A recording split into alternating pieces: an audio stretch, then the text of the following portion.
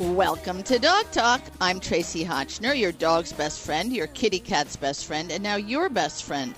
The number with any questions, and I have one of our two official dog trainers coming on in just a moment to talk about how he trains military and police dogs, but his specialty in terms of you and me is dogs with aggression issues. If any of you has a dog that you worry about aggression towards people, God forbid, or aggression with other dogs, be sure to call in. Shawn is way smart about this stuff, and you may want to have a question or two answered, and you may even want a consultation in home.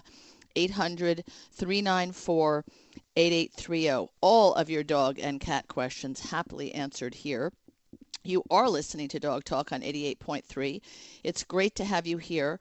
Our darling little station, which as many of you know is hanging by a thread as we get ourselves together to have our own new space and our own new name, Peconic Public Broadcasting, has a little wonderful feather in their cap, and I guess in my cap as well, although I consider it really a group effort.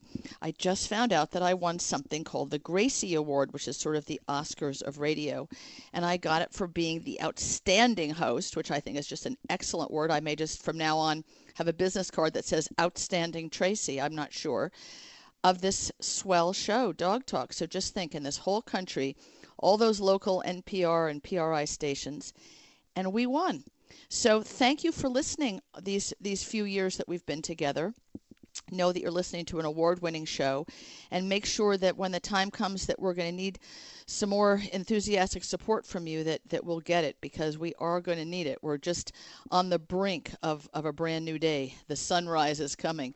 So it's just been an incredibly fun time. Of course, as always, I thank Dr. Wally Smith for having given me this opportunity, which is not an NPR type of show. I've been told this a number of times by people in the NPR world, and yet it seems to be, you're there, I'm here, and someone gave me an award. So people that know better than me seem to think we're doing the right thing. So it's really fun to be here with you. It's great to have my very first engineer, Kyle Lynch, hanging with me again. He's the bomb.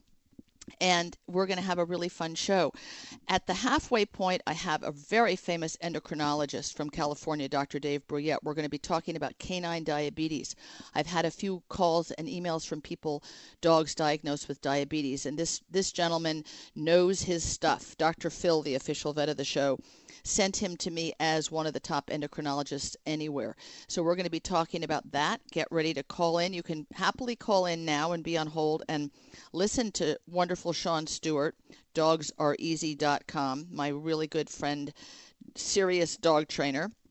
The number is 800-394-8830, and then when Dr. Dave comes on, you two can jump in. So without further ado, Shawn Stewart, welcome to Dog Talk. It's great to have you here. Thanks for sharing all of your really cool things that you do with dogs with us.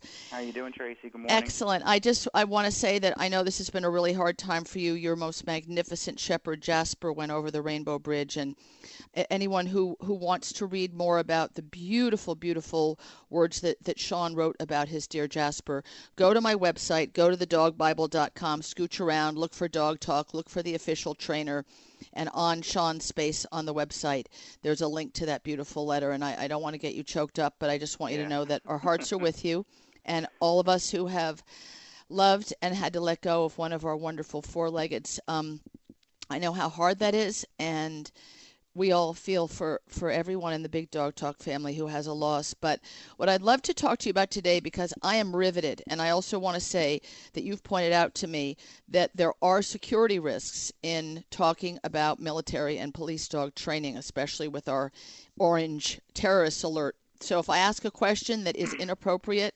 without meaning it, you'll just say to me, no can tell.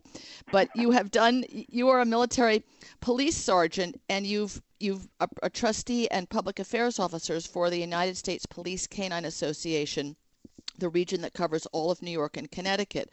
And you've dealt with all kinds of working dogs. And I'd like a little overview, but then I want you to come back in the weeks to come, because I think there's such a huge difference between an explosive detection dog and a tracking bloodhound and search and rescue. And it's all of it, I think, riveting to all of us that just wonder, how do you pick these dogs? How do you train these dogs? What's that whole process like? So, riff a little bit as you wish, and then I'll jump in on things that I want to know more about because it really is fascinating. Well, what started all out was as a military police officer. That's where I started my law enforcement career. And I was also on this track of becoming a professional dog trainer. That's where my goal was career-wise. And the two of them came together.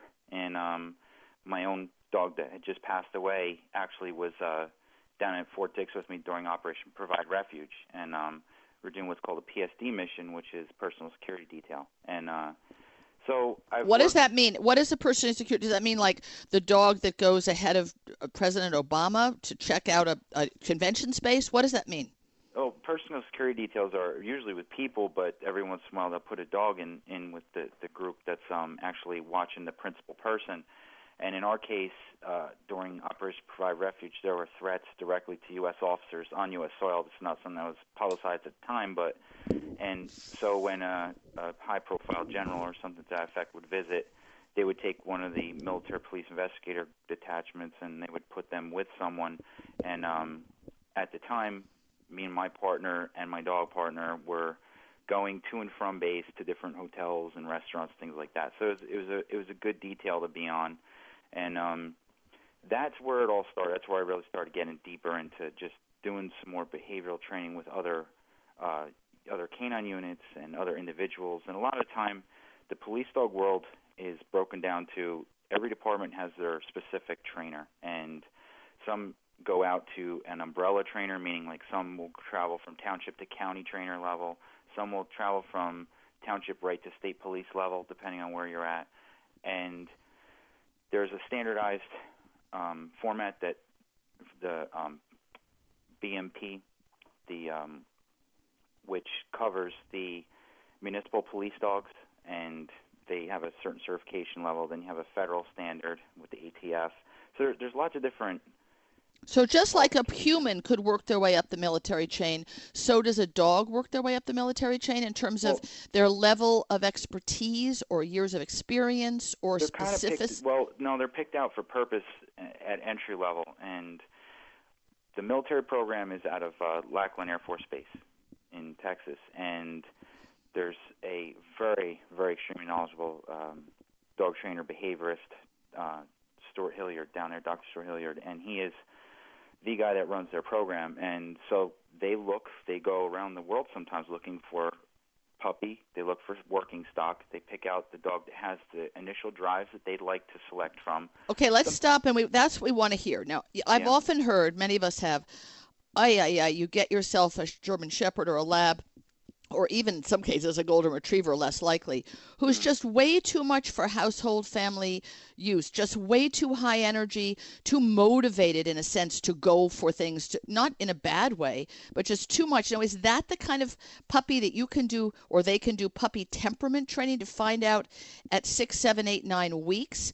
that dog has a certain personality, or is it more the bloodline of his parents that would give him, I'm assuming the thing that you're always looking for is drive before everything else. Is that correct? You're really looking for drive, but in current climate, depending on where this dog's going to work, if you're going to have a dog that's going to work in subway, in transit, amongst crowds of people, that's when we can have a lot of drive, but we also need temperament, because we need a dog that's not going to lash out and grab onto the first thing that moves fast past them.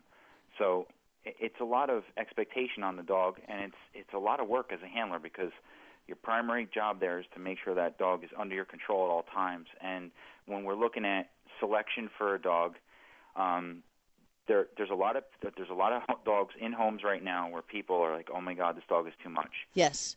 Those dogs that have not had a major aggression issue and are just very high drive may do really well in a work setting. And I've seen a lot of those in my career as a dog trainer, just in home. Like, I've seen dogs where I just say, wow, way too much for you to handle, but with this dog would be fantastic as a narcotics detection dog or as a explosive detection dog, just phenomenal for that, but not so good for running around with the family, 5-year-old children. And hanging out in the back of the station wagon.